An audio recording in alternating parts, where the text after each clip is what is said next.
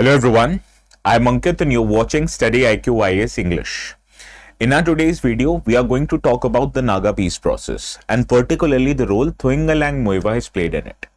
Now in our today's session, the notes that I will be using, in case if you want to download them, you can go to this particular Telegram channel and download the notes. And while you're at it, please do not forget to subscribe to the channel also. So let us first understand the context based on which we are hosting our today's discussion. Okay. Now, recently, after more than 60 years, the leader of Nationalist Social Council of Naga IM faction, Mr. Thuingaleng Muivah, has returned to his hometown, that is in Ukhrul district of Manipur. Now, this visit that he has made to his hometown symbolizes a lot of things. It has rekindled hope for some, so that the Naga peace process, which has been going on, or the discussions for which has been going on for decades, may happen in the near future. And it also signals a political move of reconciliation that is happening between Naga tribes on one hand and other tribes that inhabit the ethnically tense state or ethnically volatile state like Manipur. So these are the two important developments based on which we'll host our today's discussion. But understanding this significance would require you to get some background information, and this background information regards to the demand for greater Nagalim and how the Naga peace process has been in the greater scheme of things of government of India, but still hasn't been signed until today. So what is the historical background behind it? Let us understand in our today's video. Now, the historical background, it begins long before India got independent, and the Naga political movement itself started even before India got independent in 1947. Now, one of the key organizations which demanded for Naga political movement or Nagaland's freedom was Naga Nationalist Council. Now, Naga National Council, it declared Nagaland's independence one day before India got independent. India got independent on August the 15th, 1947. So, they declared independence of Nagaland on 14th of August, 1947. Now, as a result of India's ultimate integration of Naga-rich areas into the Indian Union, it led to emergence of armed conflict between Naga tribes and armed conflict between Indian state apparatus. And this began in 1950s. Now, one of the significant developments in Naga politics was formation of Nationalist Socialist Council of Nagaland, NSCN, which emerged in 1980. Now, I told you before NSCN emerged, the primary political organization was Naga National Council, NNC. So, when Naga National Council signed a accord with Government of India called the Shillong Accord, it required this NNC to accept the Indian Constitution, which the hardliners of NNC like Muivah, like Isak, like Khaplang, they disagreed with it. So as a result, they formed their own organization known as National Socialist Council of Nagaland, which was led by the radicals of NNC known as Thuingaleng Muivah, Isak-Muivah, as well as SS Khaplang. Now, ultimately, tensions emerged within the NSCN, and due to ethnic and leadership differences, we saw the factionism rising in NSCN, and as a result, two different organizations was formed. First was NSCN Isak-Muivah faction. Now, comparatively, this faction is seen as more moderate by the Indian state apparatus, and this faction, as the name suggests, was based largely among Thankul Nagaland tribes who inhabit areas in Manipur, as well as Sema tribes which inhabit areas in Nagaland. On the other hand, one of the more radical sections of the NSCN emerged was as NSCN Khaplang section, and this comprises of people belonging to Konyak as well as other Eastern Naga coming from Myanmar as well as Nagaland. Now, this, I told you, is one of the more radical Naga organizations, and I don't know how many of you can recall of 2015 surgical strikes that happened in Myanmar. Now, this surgical strike conducted by Indian Army in Myanmar was a result of a violence conducted by NSCN Khaplang faction, which killed many of the soldiers belonging to Dogra Regiment of Indian Army in Chandel district of Manipur. So, as a reply, Indian Army conducted surgical strikes in Myanmar to kill the cadres of NSCN Khaplang. So as a result, NSCN Khaplang and its cadres declined. So NSCN IM, that is the NSCN Isak-Muivah faction, emerged as the dominant faction and the main interlocutor of achieving Naga peace process, which it discusses with the government of India.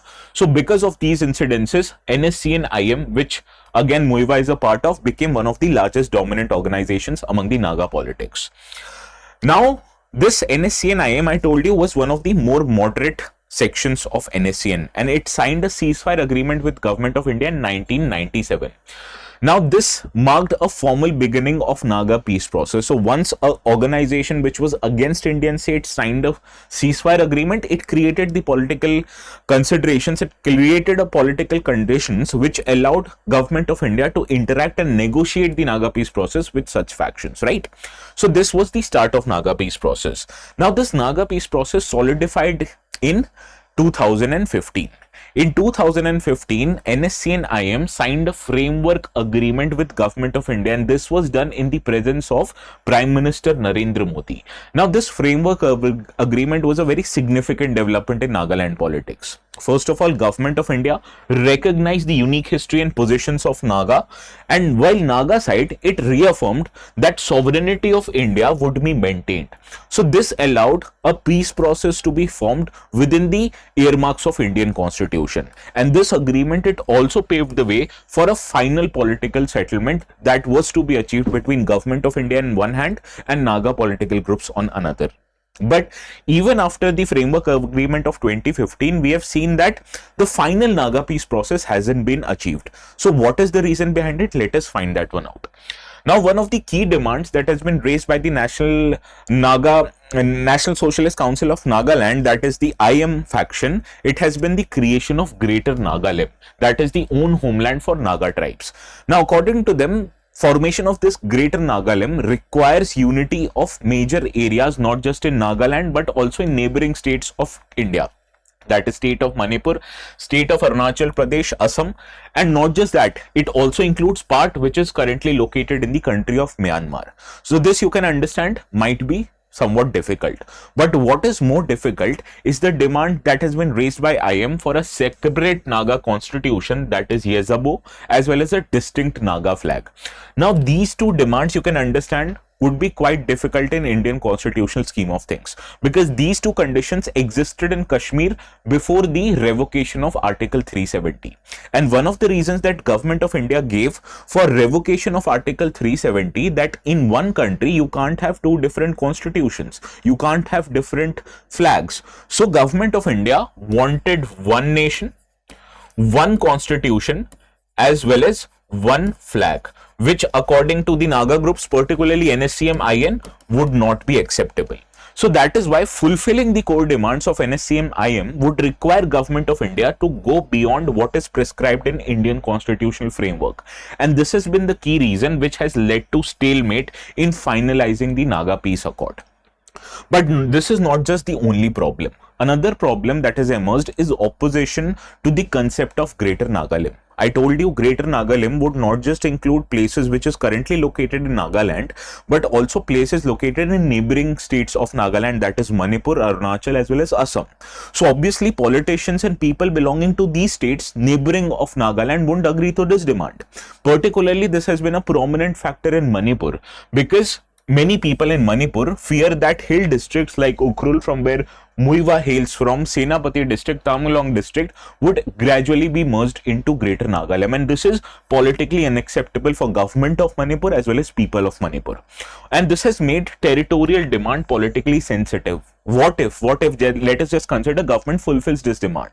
Similarly, other demands from other tribes would also include many other areas. So this would lead to what is called as a domino effect in Indian politics, which no government would want, fearing the political instability that it might create. Also, there are other factions or other problems also. And in this regard, let us understand what is the role of Muivah in the Naga movement. Now, Muivah became a Naga separatist in the 1960s, and at that time, Naga groups were demanding independence from India.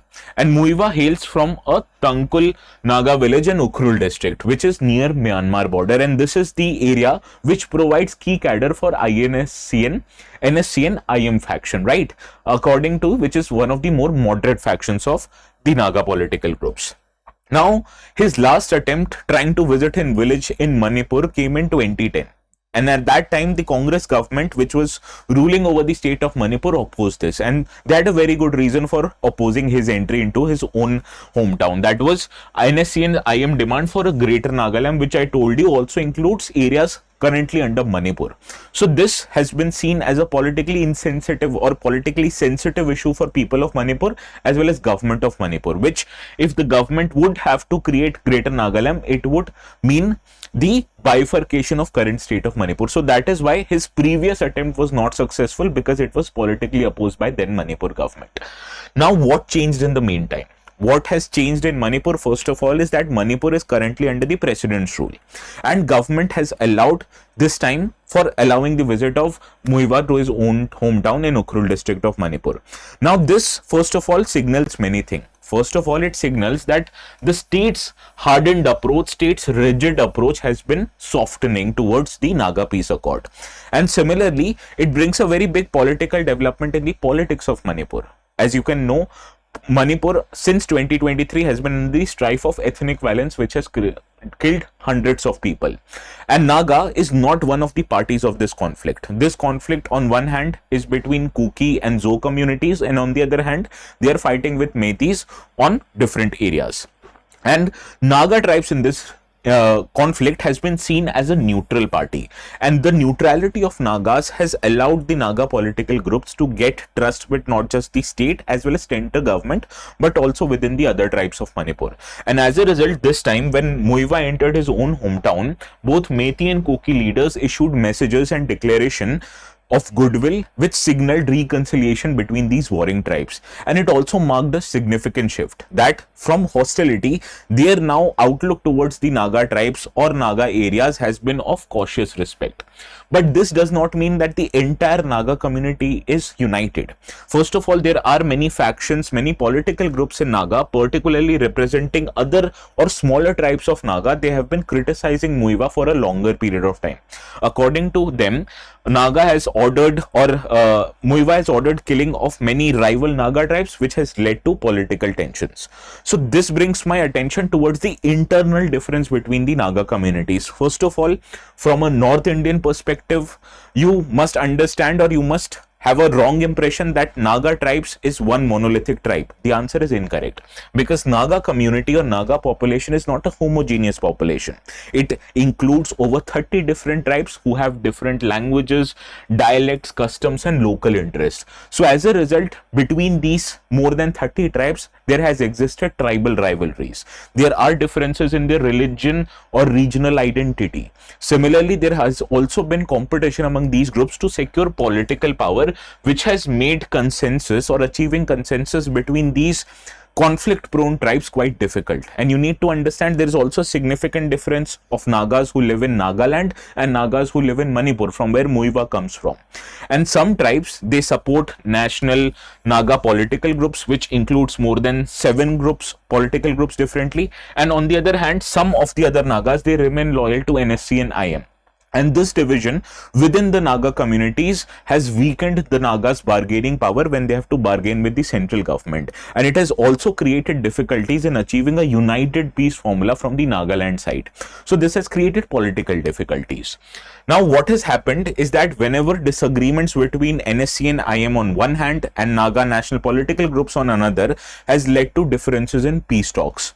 On one hand, NSCN IM, they want, or they insist that they are the only one who represents the interest of all Naga. So they should be the only political party who should play an important role in achieving the consensus when it comes to national or Naga peace process. On the other hand, NNPG, which consists of 7 different political groups, I told you, they prefer a practical and a state-based settlement system within the Indian constitution itself. So there is a difference in the interpretation of what these two groups want. First group, that is the NNPG, they want a settlement within the Indian constitutional scheme of things. And on the other hand, NSCN IM has been very vocal in their demands of Greater Nagalim, a separate constitution and a distinct Naga flag, which I've already told you is difficult in Indian constitutional scheme of things presently.